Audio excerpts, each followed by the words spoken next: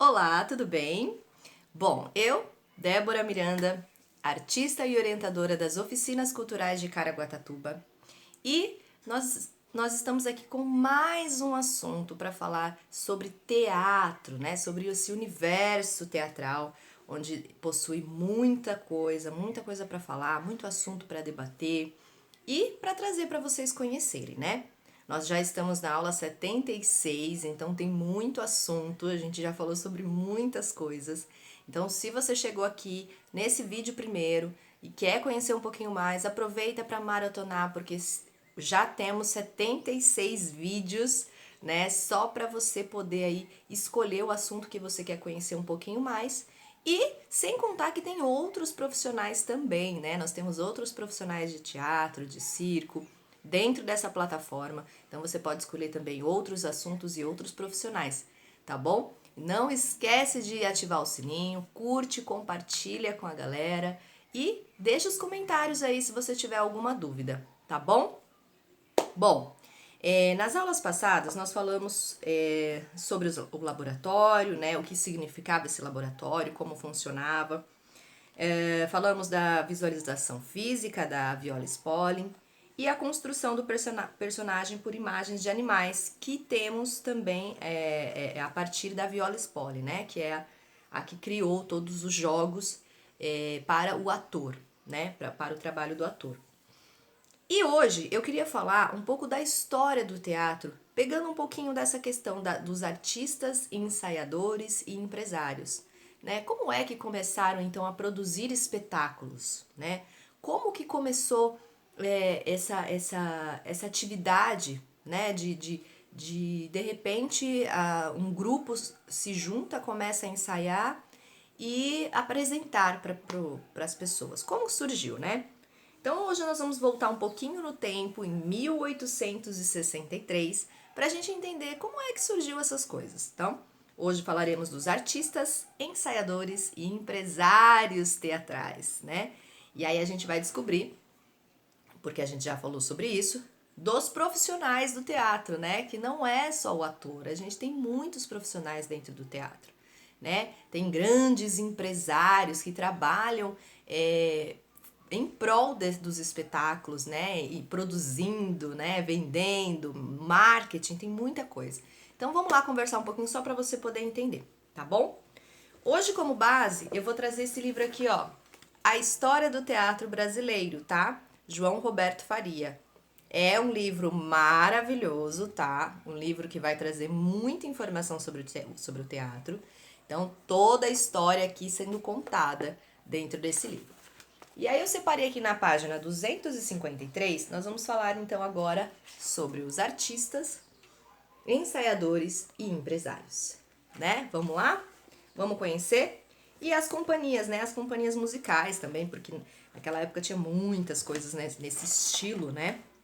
Hoje ainda tem, mas naquela época era mais em evidência, era uma coisa assim que, né, a ópera, né? Hoje a gente não tem tanto o costume de ir assistir uma ópera, que é maravilhoso, né? Mas a gente deveria parar mais para assistir aos grandes concertos de ópera, assim, né? Naquela época as pessoas iam mais ao teatro assistir. Bom, mas vamos lá, vamos ver o que esse livro reserva pra gente?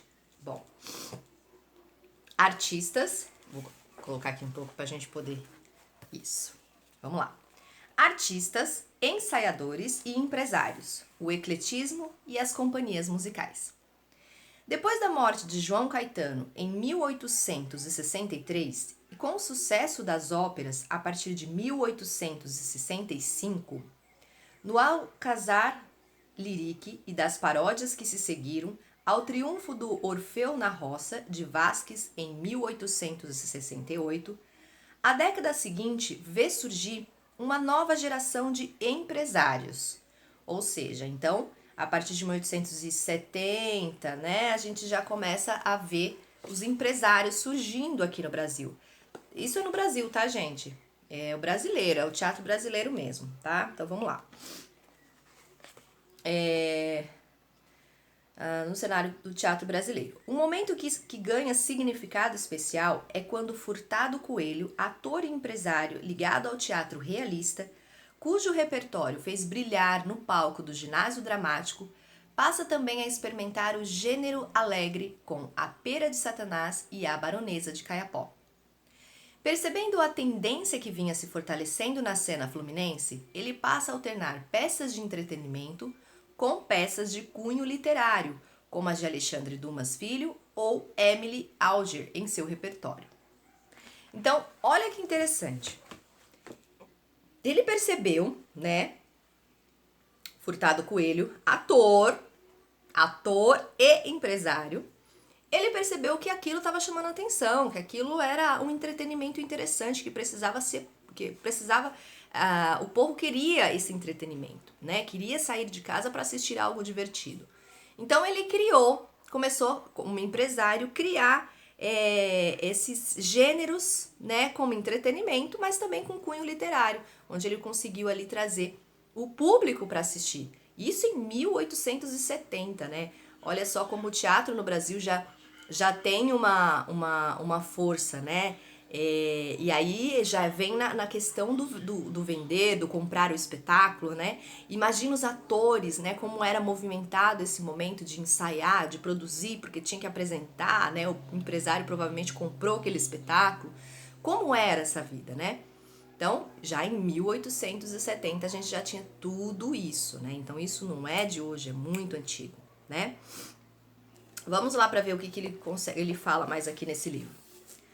Outros homens de teatro, como Jacinto Heller, que atrai o público para o Teatro Fênix, com paródias e operetas, tornam-se os primeiros empresários dessa geração a obter grandes sucessos com as formas teatrais do teatro ligeiro. Então, o Teatro Fênix, né, com as suas paródias e operetas, né, também já eram vistos como os primeiros empresários do teatro brasileiro, né, para produzir esse teatro breve, de entreter mesmo, vem, assista, dá risada, curte com a família, né, uma coisa rápida. Por quê? Era muito ópera, né, eram umas coisas de ópera, umas coisas assim, onde a gente sentava para entender aquele espetáculo, às vezes muito cabeção, a gente tinha que ficar um tempão, né? Então ele pensou assim, não, gente, vamos fazer uma coisa mais leve, uma coisa para fazer o público sorrir, para trazer alegria, né? Então vamos pensar dessa maneira.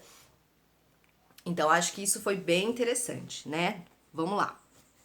A voga das operetas, das mágicas e das revistas imprime uma mudança de escala no panorama teatral brasileiro, com a ampliação do número de espetáculos, de afluência do público, de companhias, de casas de espetáculos, de produções teatrais e de circulação de dinheiro em torno do que se revelava novo negócio, uma indústria da cena. Então, olha tudo que a gente já falou até aqui, né?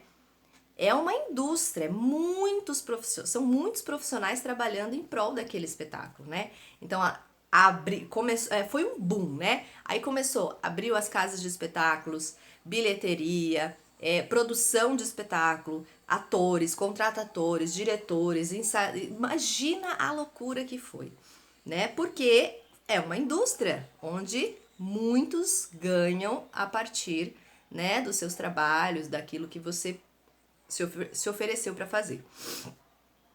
Então é muito interessante a gente perceber que quando a gente fala de teatro, a gente esquece, muitas vezes a gente esquece, eu falei muito isso, a gente esquece disso tudo, né, dessas pessoas todas. Então quando a gente fala, vou fazer um curso de teatro, eu vou ser ator. Nossa, mas tem tanta coisa pra gente fazer dentro do teatro, né? Então acho que isso é um ponto interessante e eu quero trazer com essa história, né, um pouco da história do teatro brasileiro, para vocês entenderem, conhecerem esse universo de uma forma mais ampla, né? De uma forma mais como o universo, né? Que ele é de verdade, completo, inteiro, cheio de informações. Bom, mas eu vou continuar essa aula. Na próxima aula a gente continua falando um pouquinho mais sobre a história do teatro brasileiro, sobre os artistas, sobre os ensaiadores, os empresários, sobre essa indústria do teatro. E a gente continua com muito mais informações, tá bom? Se você gostou, curte, compartilha, comenta, não esquece de ativar o sininho para você continuar recebendo esses vídeos falando um pouco mais sobre o universo teatral, tá bom? Muito obrigada e até a próxima!